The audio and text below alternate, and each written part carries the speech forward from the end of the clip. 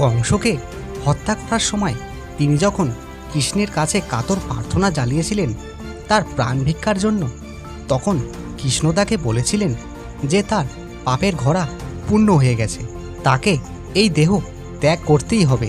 তবে কলিযুগে তিনি আবার অবতীর্ণ হবেন এই ধরাধামে, তখন তিনি আবার তাকে পরজন্মের উদ্ধারও করিবেন।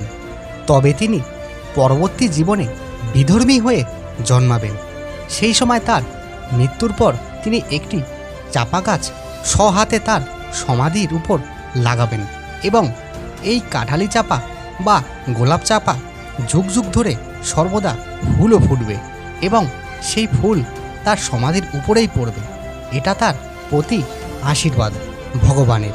পরবর্তীতে নবদ্বীপে শ্রী চৈতন্যের নাম সংকীর্তনের ঘোর বিরোধী ছিলেন জমিদার এই চাঁদ কাজী।